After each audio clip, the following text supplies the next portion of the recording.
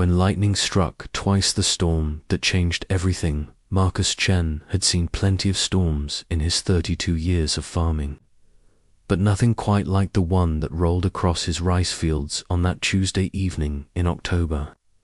The sky had turned an unnatural shade of purple, and the rain fell in patterns that seemed to defy physics. Lightning struck not once, but 17 times in the span of 10 minutes, each bolt leaving behind a smell like burning copper and ozone dot by morning. Marcus discovered that his carefully maintained irrigation system had been completely destroyed. Metal pipes had been twisted into impossible shapes, and his electronic water monitors lay scattered across the field like broken toys. The damage was extensive enough to threaten his entire harvest, but that wasn't what troubled him most. What bothered Marcus was the crater. The crater sat right in the middle of his north field, about 15 feet across and perfectly circular. The earth around it had been fused into a glass-like substance that reflected the morning sun like a mirror. Marcus had never seen anything like it, and he'd been farming this land since he inherited it from his grandfather. As he stood at the edge of the crater, examining the strange formation, Marcus noticed something moving beneath a piece of twisted metal. At first, he thought it might be a mingeed bird or perhaps a small animal trapped by the storm. But as he carefully lifted the debris, what he found made him question everything he thought he knew about the world. The discovery of a life creature was no bigger than a house cat, but it was unlike anything Marcus had ever seen. Its body was covered in scales that shifted color like an oil slick, moving from deep blue to emerald green to brilliant gold, depending on how the light hit them. Small, delicate wings protruded from its back, currently folded and clearly damaged.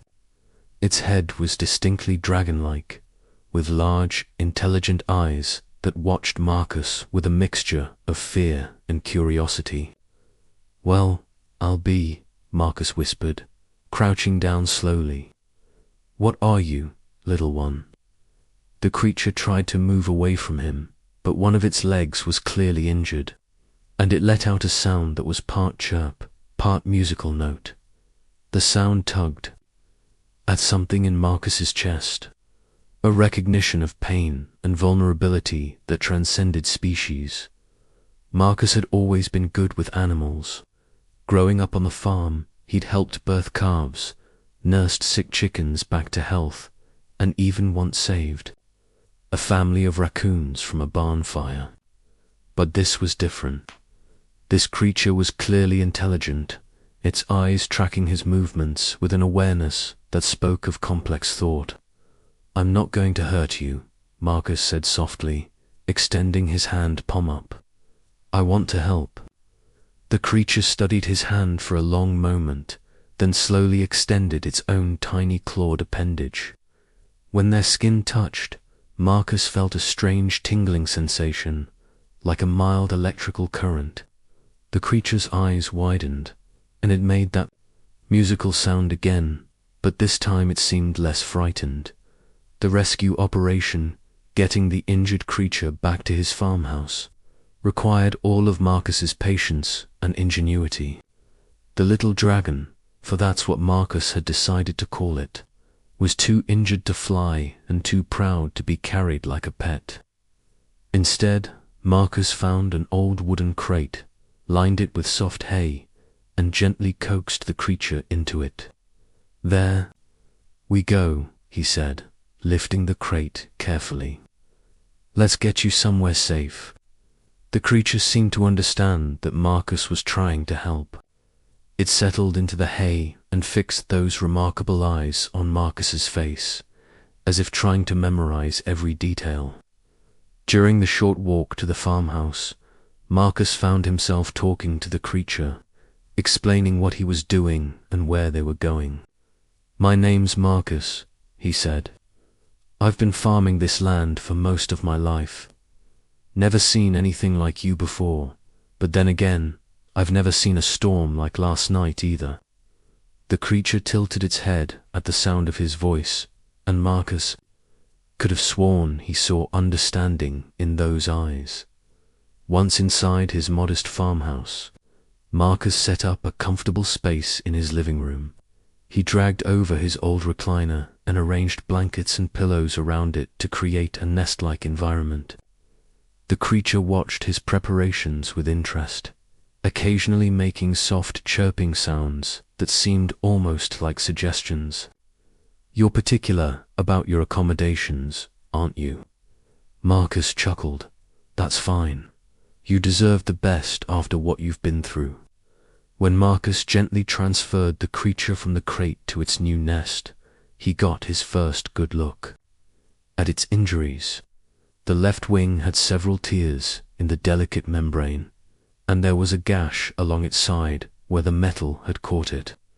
But what concerned Marcus most was the creature's color.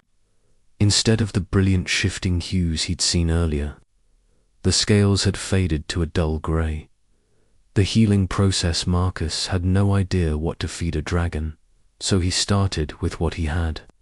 He offered water first, which the creature accepted gratefully, drinking from a small dish with obvious relief.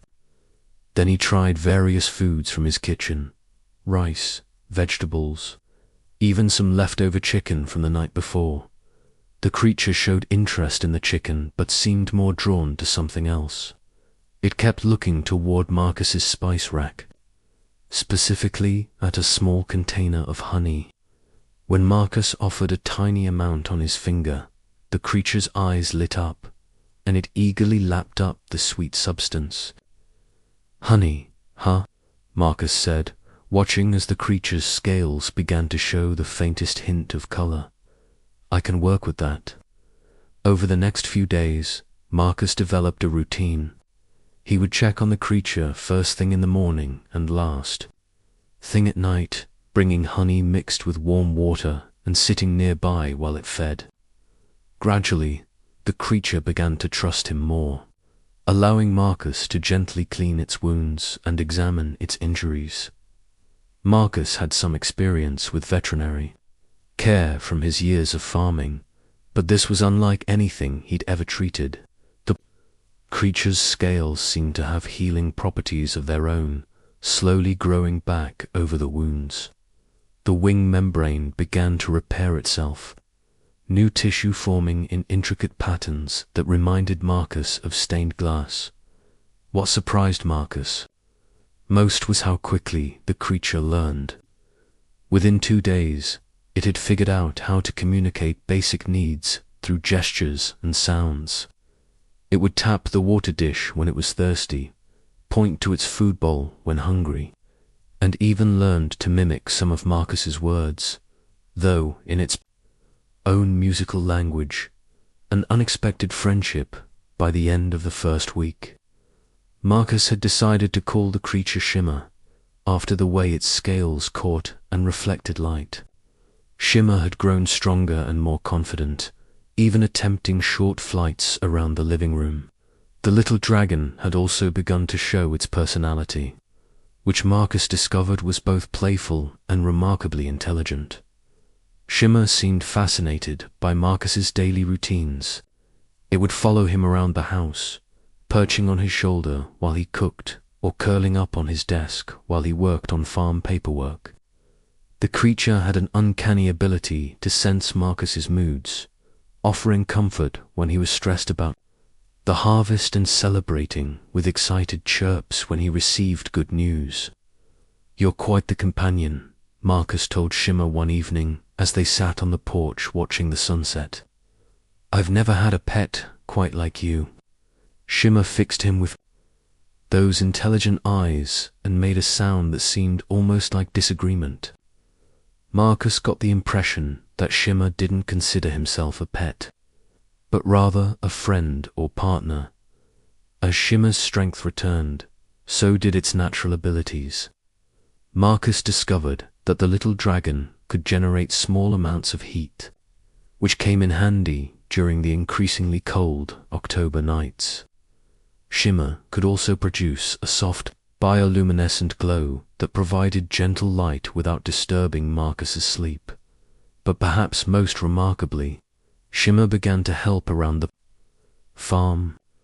The creature seemed to understand that Marcus was working to repair the damage from the storm, and it would fetch small tools, hold things in place with its claws, or even use its heat ability to help solder connections in the irrigation system. Strange. Signs in the sky 2 weeks after finding Shimmer, Marcus began to notice strange phenomena around his farm. His electronic equipment would occasionally malfunction, displaying readings that made no sense. His radio would pick up signals that sounded like music but in frequencies that hurt his ears. And most disturbing of all, he began to see lights. In the sky, at first, Marcus dismissed the lights as aircraft or satellites, but as they became more frequent and more obviously artificial, he began to worry. The lights moved in patterns that defied conventional aerodynamics, making sharp turns and sudden stops that no human technology could achieve. Shimmer seemed to notice the lights too. The little dragon would become agitated whenever they appeared, its scales flickering rapidly through different colors in what Marcus had learned was a sign of distress. Sometimes, Shimmer would go to the window and make sounds toward the sky, as if trying to communicate with whatever was up there. "What is it, buddy?" Marcus would ask, but Shimmer could only chirp and gesture, its limited ability to communicate clearly frustrating for both of them. One night, Marcus woke to find Shimmer standing on his windowsill, scales glowing brightly in patterns that reminded him of Morse code. The little dragon was looking up at the sky, where 5 distinct points of light hung motionless above the farm. "They're not moving," Marcus whispered, joining Shimmer at the window. "They're just ... waiting," as if responding to his words. The lights began to descend. The moment of truth, Marcus's first instinct was to grab his shotgun and call the sheriff. But something in Shimmer's behavior stopped him. The little dragon wasn't acting afraid or aggressive. Instead, it seemed almost ... expectant. Its scales had shifted to a brilliant gold color that Marcus had never seen before, and it was making sounds that seemed distinctly different from its usual chirps and trills. "You know what those are, don't you?" Marcus said, looking down at his small companion. Shimmer turned those remarkable eyes toward him and made a sound that was unmistakably affirmative. Then it did something that shocked Marcus to his core. The little dragon reached out with one clawed appendage and gently touched Marcus's hand. And suddenly Marcus could understand what it was trying to communicate, not in words, but in feelings, and images that flooded his mind. He saw vast spaces between stars, civilizations that spanned multiple worlds, and beings of incredible diversity and power. He saw councils and alliances, wars and peace treaties, all conducted on a scale that dwarfed human comprehension. And he saw Shimmer, not as a simple creature, but as something far more significant than Marcus had ever imagined. The lights in the sky had resolved into 5 distinct objects, each one clearly artificial and unlike anything in human technology. They were ships, Marcus realized, but ships designed by minds that thought in ways humans never had. As the ships settled into his north field, the same field where he'd found Shimmer, Marcus felt his quiet life as a farmer slipping away. Whatever was about to happen, he knew that nothing would ever be the same. Shimmer looked up at him one more time, and Marcus saw something in those eyes that he hadn't recognized before. It wasn't just intelligence, it was nobility, authority. The look of someone who had been waiting for this moment for a very long time. "Well," Marcus said, taking a deep breath, "I guess we'd better go meet your friends." As he opened his front door and stepped out into the night, Marcus Chen could never have imagined that his simple act of kindness 2 weeks ago was about to change not just his life, but the entire future of humanity. The ships had landed, and whatever came next would test everything Marcus thought he knew about the universe and his place in it. When 5 worlds came calling, the arrival of the impossible. The 5 ships that landed in Marcus's field defied every law of physics, he thought. He understood. The largest, roughly the size of a football stadium, seemed to be made of living crystal that pulsed with internal light. The second appeared to be constructed from what looked like flowing mercury, its surface constantly shifting and rippling. The third resembled a massive flower, its petal-like structures opening and closing in a rhythm that suggested breathing. The fourth was geometric perfection, all angles and mathematical precision that hurt to look at directly. The fifth was the most disturbing of all. It seemed to exist only partially in normal space. Flickering in and out of visibility like a mirage, Marcus stood on his porch. Shimmer perched on his shoulder, watching as ramps and openings appeared. In each ship, he'd thrown on his work clothes and boots, figuring that if he was about to meet beings from other worlds, he might as well look like himself. "Any advice for first contact?" he asked Shimmer, trying to keep his voice light despite the hammering of his heart. Shimmer chirped once, a sound that Marcus had learned meant "trust me," and then launched itself from his shoulder toward the ships. But instead of flying with the careful, measured movements Marcus had grown accustomed to, Shimmer soared through the air with a grace and power that transformed the little dragon into something magnificent. As Shimmer flew, its scales began to shift and change, not just in color, but in size and arrangement. The small creature Marcus had been caring for expanded, growing larger and more radiant with each passing second. By the time Shimmer reached the center of the field, it had become a being of considerable size and undeniable majesty. "Oh, Marcus," breathed, understanding finally dawning. "You're not just a dragon, you're royalty." The 5 ambassadors from each ship emerged, a being so alien that Marcus's mind struggled to process what he was seeing. The first, from the crystal ship, was vaguely humanoid, but seemed to be made of living gemstone. It moved with liquid grace, each step creating small chimes that harmonized with its companions' movements. The second being flowed rather than walked, its mercury-like substance maintaining a roughly humanoid shape, but clearly capable of much more. As it moved, small tendrils extended from its form, testing the air and ground with scientific precision. The third resembled a walking tree, but one made of materials that looked more like coral than wood. Patterns of light pulsed through its branching structure, and Marcus realized he was looking at a form of communication he couldn't even begin to understand. The fourth being was the most disturbing too. Marcus's human perception. It existed in perfect geometric form, but the angles seemed wrong, as if it occupied more dimensions than Marcus could perceive. Looking at it directly caused a strange disorientation, as if his eyes were trying to process information they weren't designed to handle. The fifth being was barely there at all, more suggestion than substance. It flickered between states of existence, sometimes solid, sometimes translucent, sometimes nothing more than a vague outline in the air.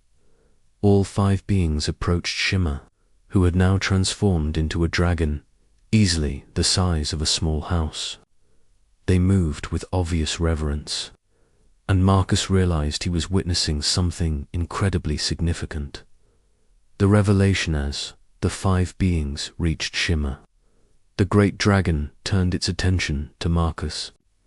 When those familiar eyes, now large enough that Marcus could see his reflection in them focused on him. He felt that same mental connection he'd experienced before, but amplified ATHOUSANDFOLD. Suddenly, Marcus understood everything. Shimmer wasn't just any dragon. It was Prince Zephyr of the Dragon Realm, heir to one of the oldest and most respected civilizations in the galaxy. The Dragon Realm served as neutral mediators in conflicts between other species, their wisdom and impartiality, making them invaluable peacekeepers.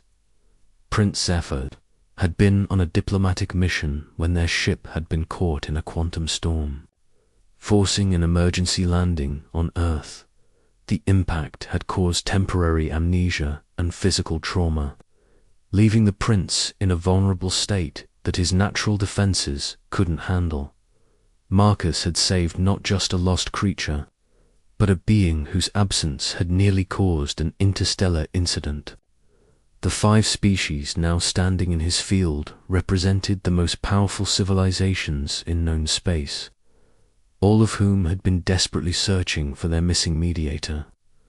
"I had no idea," Marcus said aloud, his voice sounding small in the vastness. Of the revelation, Prince Zephyr's mental voice was warm with affection and gratitude.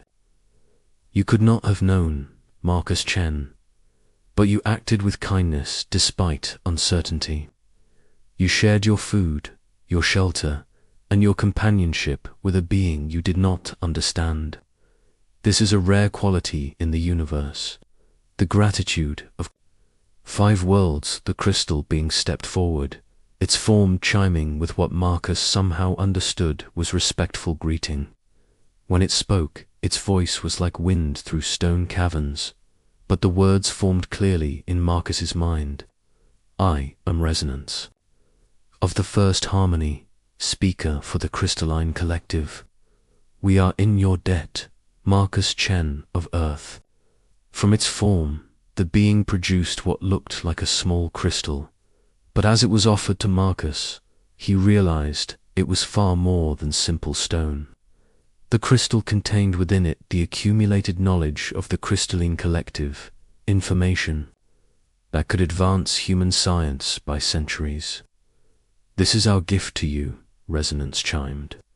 "Knowledge of crystal technology, healing frequencies, and harmonic engineering.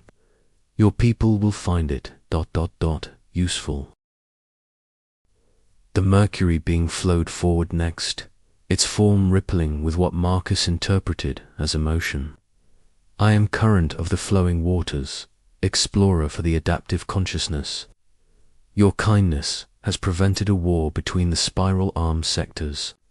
It extended a portion of itself, which solidified into a small device that hummed with internal energy.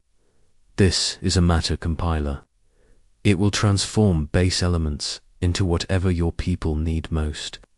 Food, medicine, building materials, all from the common elements of your world."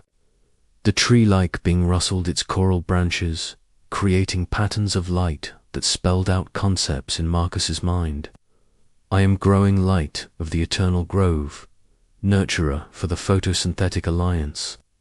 Your care for our prince showed understanding of life's interconnectedness. From its canopy, the being produced what looked like seeds, but they glowed with inner light. These will grow into trees that will clean your air, purify your water, and provide sustainable energy for your cities. They will grow in any environment and require no care beyond what nature provides." The geometric being's presence was almost overwhelming, but its communication was precise and clear. "I am calculation of the infinite theorem, architect for the mathematical certainty. Your illogical kindness has logical outcomes beyond your comprehension." It offered Marcus what appeared to be a simple cube, but Marcus could sense the incredible complexity contained within. This contains the architectural principles of dimensional engineering. Your people will build structures that exist in multiple dimensions simultaneously, solving your problems of space and resource limitation. Finally, the flickering being solidified enough to approach. Its voice was like echoes from a vast distance. I am possibility of the uncertain path, wanderer for the quantum collective. Your actions have created ripples across probability itself. It extended something that wasn't quite matter and wasn't quite energy. This is a probability modifier. It will guide your people toward the most beneficial outcomes in situations of uncertainty. Use it wisely. The offer that changed everything. Prince Zephyr's mental voice drew Marcus's attention back to the great dragon. These gifts are tokens of gratitude, Marcus Chen, but the Galactic Council has a greater offer to make. Marcus felt a flutter of anxiety. What kind of offer? The universe is vast and full of wonders, but it is also full of conflicts and misunderstandings. The Council has observed your species for some time, noting both your potential and your struggles. Your treatment of me, despite having no context for what I was, suggests that humanity might be ready for a larger role in galactic affairs. Resonance chimed in harmony with the dragon's words. We offer you the position of first human ambassador to the Galactic Council. You would serve as humanity's representative in matters of interstellar significance. Marcus felt the weight of the offer settling on his shoulders like a physical burden. I'm just a farmer. I don't know anything about diplomacy or politics. You know about kindness, Prince Zephyr replied. You know about helping others without expecting reward. You know about taking responsibility for those who cannot help themselves. These are the qualities the Council values most. Current flowed. Closer, its form rippling with encouragement. The position would not require you to leave your world. Your farm would become an embassy, a place where beings from across the galaxy could come to understand humanity. In return, you would help. Your people understand the larger universe they are about to join. The test of character. Marcus looked around his modest farm, trying to imagine it as some kind of interstellar embassy. The idea was both terrifying and exhilarating. What would be expected of me? Growing lights, branches rustled with what Marcus sensed was amusement. First, you would continue to be yourself. The Council's interest in humanity stems largely from your species' unique combination of emotional depth and practical problem-solving.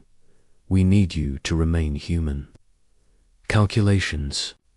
Geometric form shifted into new configurations. You would mediate disputes between species, offer counsel on matters requiring emotional intelligence, and help establish protocols for human integration into galactic society. Possibility flickered through several states of existence before, settling on something Marcus could perceive clearly. There would be dangers. Not all species in the galaxy are as reasonable as those represented here. Some view humans as either threats or resources to be exploited. Prince Zephyr's mental voice carried a note of concern. The Council offers protection and alliance, but the choice must be yours, freely made. Accept, and humanity's future will be forever changed. Decline, and we will respect your decision, though the offer will not come again. Marcus felt the weight of the decision pressing down on him.